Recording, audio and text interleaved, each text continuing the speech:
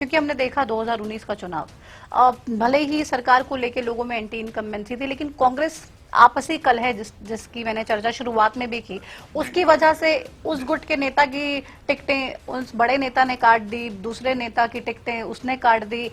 आपस में जो अहंकार करें या अस्तित्व की लड़ाई करें, ये तो मैं क्लियरली कह चुका हूं और हाईकमांड को भी पता है कि अगर 20 टिकटें ऐसी थी जो जीतने वाले लोग थे, जो जाकर इंडिपेंडेंट बने, उनमें से 6-7 तो इंडिपेंडेंट बन गए, जेजेपी में चले गए। मैं नाम लूं तो उचित नहीं होगा, है उस तरीके से।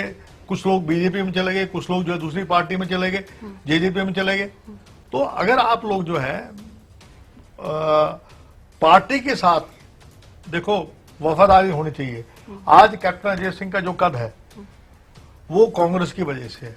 मुझे राजीव गांधी जी ने, स्वर्गीय राजीव गांधी जी पूर्व प्रधानमंत्री जी ने, जब मात्र मैं 31.5 साल का था, मुझे टिकट दी और मैंने राव अजीत सिंह, राव वीरेंद्र सिंह जी के लड़के को हराया। मेरे पिता 3 दफा एमएलए रहे।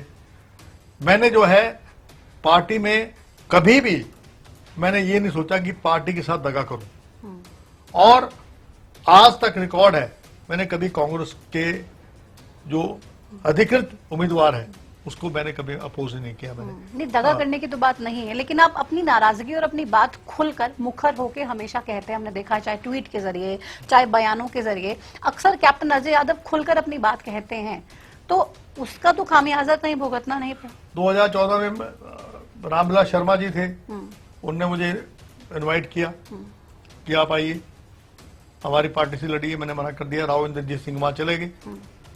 राव इंद्रजीत सिंह जी ने मोदी के नाम से वोट मांगी है, चाहे 2014 हो या 2019 हो, और 2024 में भी जो है वो उन्हीं के सहारे। आप देखिए, ना यहाँ IIM है, ना IIT है, ना मेडिकल कॉलेज है, ना आपका यहाँ पर बस स्टैंड है, ना यहाँ पर सिविल हॉस्पिटल है, ना यहाँ प्रॉपर यूनिवर्सिटी है, ना रेल की सिटी में आवाज में बजी, ना वहां पर यूनिवर्सिटी है। रेवाड़ी में एक लड़कों का कॉलेज बनता, वो नहीं बना। रेवाड़ी के अंदर जो है एम्स जो है उसका मात्र केवल पत्थर रखा गया। आपका एक भी मेट्रो का एक भी पिलर नहीं बना। गुड़गांव में जाम की स्थिति, वाटर लॉगिंग की स्थिति, गुड़गांव मिलियन सिटी है जो सबसे ज्यादा पैसा देता है, उसको क्या मिला?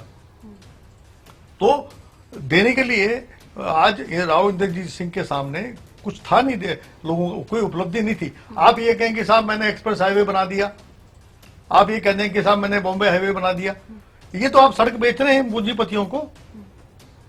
आप गांव की जाके सड़कें देखो ना, जाके गांव की सड़कों की क्या हालत है।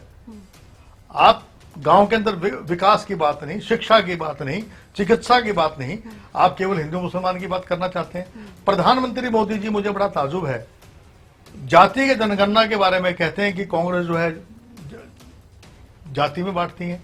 जो अपर कास्ट है, मोदी जी कहते हैं मेरे 2 वर्ग हैं, अमीर और गरीब। अमीर और गरीब के बारे में पता कैसे लगेगा जब तक आप सर्वे नहीं करेंगे। राजपूत है, ब्राह्मण है, तो वो लोग तो कोई लोग उनको आरक्षण आप उनमें से नहीं, मैं जो बात कहना चाह रहा हूं वो आपको पता कैसे लगेगा कौन गरीब है कौन अमीर, तब पता लगेगा जब आप सर्वे करेंगे। इसका फायदा केवल SC ST OBC माइनॉरिटी को नहीं है। अब जैसे हमारे OBC के अंदर है, उसमें हर जाति के अंदर जो है संपन्न लोग भी हैं, लेकिन जो पिछड़ा वर्ग जो बहुत ही अति पिछड़ा है, चाहे वो यादव समाज से हो, चाहे गुर्जर समाज से हो, चाहे वो सेन समाज से हो, चाहे वो विश्वकर्मा समाज से हो, चाहे वो आपके जो है प्रजापति समाज के हों, जो बहुत गरीब आदमी हैं, उनको फायदा मिलेगा। उनके लिए जॉब्स की बात होगी, उनके लिए स्कॉलरशिप की बात होगी, तो उसको भी आप जाति से जोड़ रहे हैं। आप मनमोहन सिंह जी की जो बयान दिया उन्होंने कि SC ST OBC माइनॉरिटी को जो है हम लोग जो है जो उनको हक बनता है वो दिलाएंगे। आप देश का प्रधानमंत्री और ये झूठ बोले कि वे जो है ये कहा कि केवल माइनॉरिटी करेंगे। आप हिंदू मुसलमान के नाम के ऊपर केवल राजनीति करना चाहते हैं। ये कहते हैं हम राम को लेके आए, जिस भगवान राम को आरक्षण होना चाहिए। कांग्रेस पार्टी का टारगेट है कि माइनॉरिटीज को आरक्षण दें। हमने कहा है कि जो 50% की, जो राहुल जी ने कहा है जो 50% की जो लिमिट है उसको हम खत्म करेंगे। हम जो 25 जो हमारी जो युवाओं की है, महिलाओं की है, आज महिलाएं कहां सुरक्षित हैं? आज क्या हुआ हाथरस के अंदर, क्या हुआ मणिपुर के अंदर, तो उसके बारे में प्रधानमंत्री जी कुछ बोलते नहीं है।